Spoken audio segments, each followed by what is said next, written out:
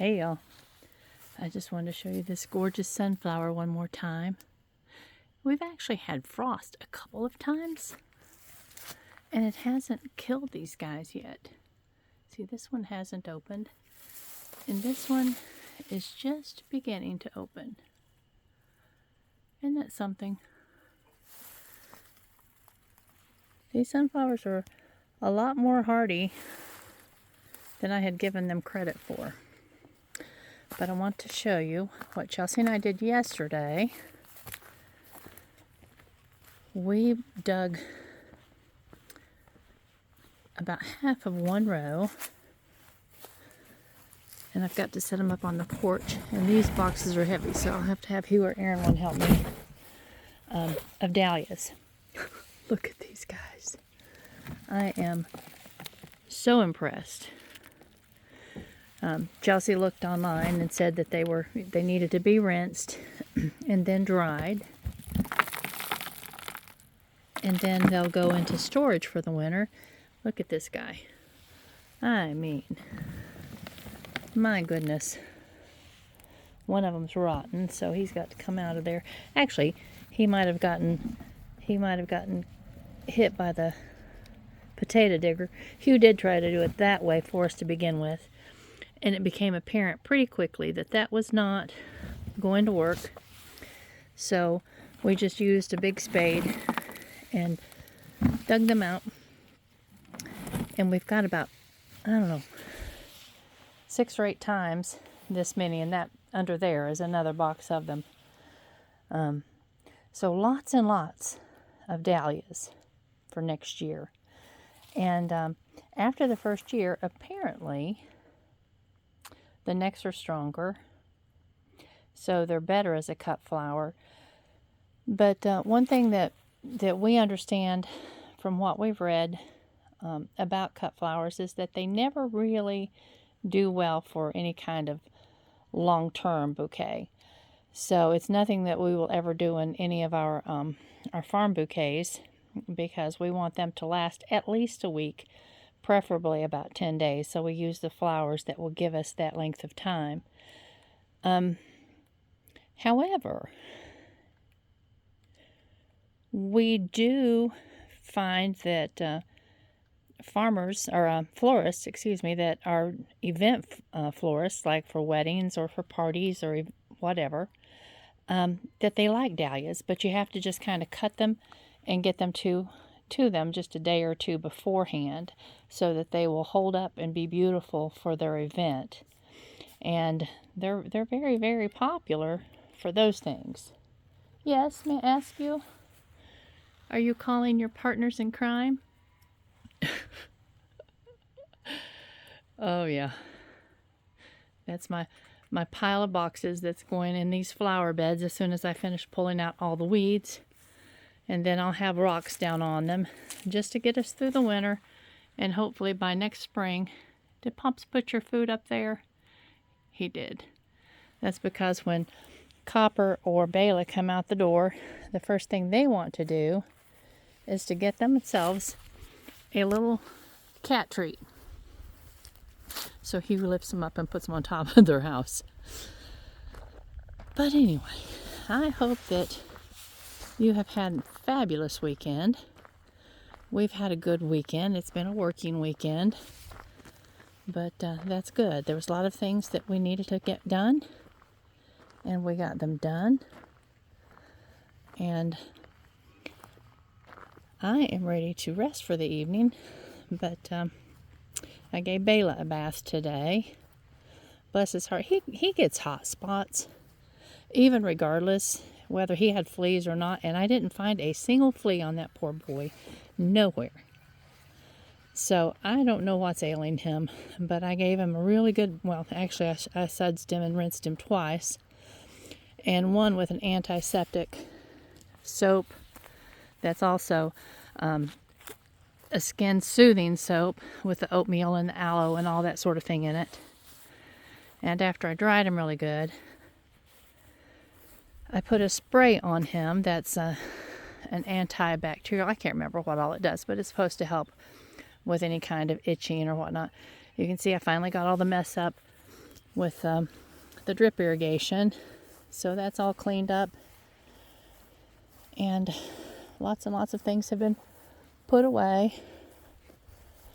I had gotten all of the last year's dried flowers out of this back part of the house. And it's all on the compost bin. And it looks like all the peas have already gone away. They've already gone up to roost. I wonder if Ratchet's in there tonight. He didn't go in there last night, but he did the night before. But just look at that field, y'all. It really, really makes me want to plant something. Next year, if we have the fields prepared and our irrigation and our plastic mulch, we will actually be able to have probably these first 3 rows planted in flowers that will overwinter. The cool season hardy annuals. And they will be happy. And come springtime, they will actually be blooming really early. Now I still have a couple babies out. It's beginning to sprinkle, so come on, you guys. What are you coming out for? That's why I was hoping to come out here early. It's just now like 6:45, so it's not really time for them to go to bed yet. But it's so dark and the cloud cover is getting so nice and thick.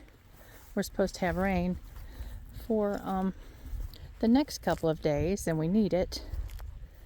That I was hoping that they would already have put themselves to bed. So I'm giving them a wide berth, trying to get down beneath them, hoping that they'll just kind of head on in. And I think they're going to, except for this dude. He's going to be silly. Come on, Scooter. I need you to go inside. Thank you very much. That's exactly what I wanted you to do. Do you hear the rain? Scoot along, little dudes. Who's flying down this time of night? You guys are supposed to be going up to roost, not coming down. There you go.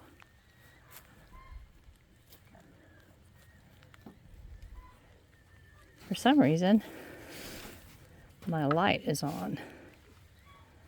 So you're picking up the rain.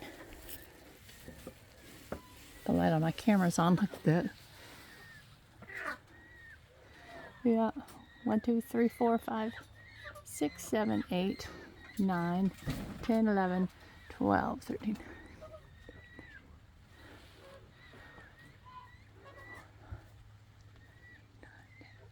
12. That's what's supposed to be in here. Ratchet's not in here. And of course Ferdinand is not. But everybody else is. Alright, sweet ones. Go to bed. Go to sleep. Yes. And he was going to get 2 big bags of the wood chips for me on Wednesday or Thursday. Like I said, we're supposed to get rain on Monday and Tuesday. This is Sunday. So Sunday evening. Tonight's supposed to rain overnight. And then tomorrow and Tuesday. So Wednesday, he can go up and get me some dry bags of wood chips. I can get a nice layer of, probably I'll put down diatomaceous earth and the Saturday lime. And then about a 6-inch layer of wood chips in their house. And hopefully, before the end of October, or by the first week in September, or November, I'm going backward, I can get that roofing tar paper up around their little house to fill in the cracks, so we don't have a lot of cold wind going in there. But no, we don't heat it. Just the same with the chickens. We do not heat their houses. At one point, I was heating my chicken coops, and Hugh and I went to a class a couple of years ago, 3 years ago maybe, And the extension agent that was teaching that class said it's really a bad idea. The best thing you can do for your feathery ones is to make certain that they have a nice flat surface, wide, like a 2x4, turn side, with the large side up for their roosting pole, so that when they get on their roost, their feet are spread out. Okay, you see what I'm saying? Their feet spread out, and then they sit down on their feet. That keeps their feet nice and warm, and their feathers, they kind of floof themselves out. So same idea as, like a down coat, obviously. Just very, very warm. And they need to have, needs to be not breezy. You need to keep the wind and the breeze out of it, and still leave a bit of an air gap up top, so that they're, getting some fresh air. And we use the deep litter method because as the wood chips that are on the floor, along with the chicken poo, I haven't cleaned their pen out in about a month now, or their chicken coop.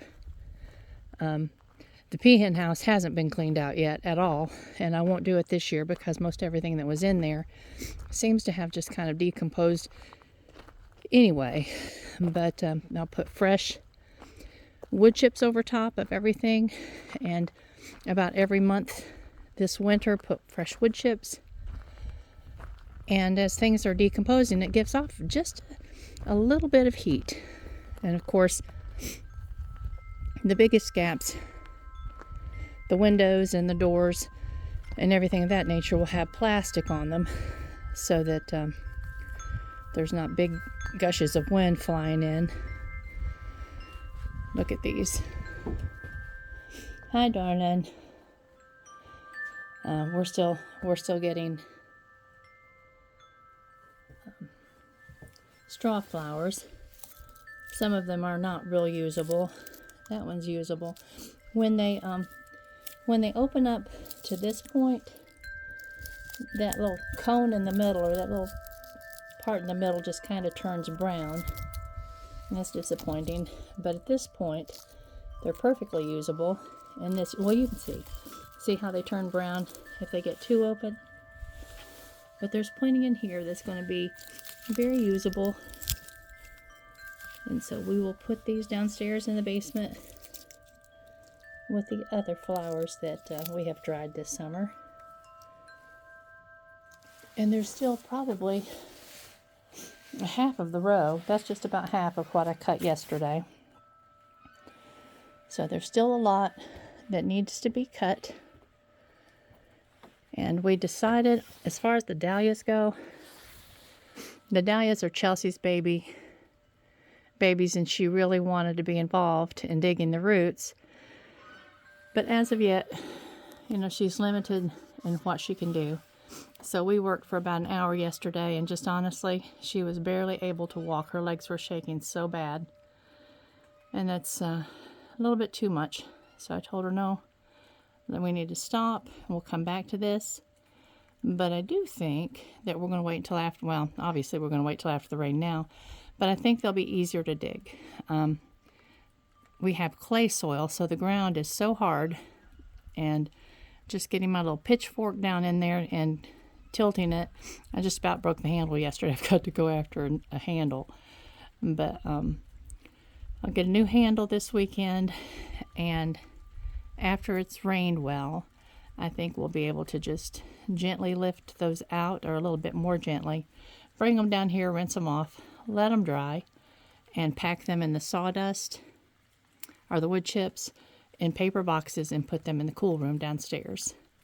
And that's how they'll be stored all winter. But anyway, I'm going to go get Huey and have him come and help me lift these 2 boxes of dahlias up onto the porch.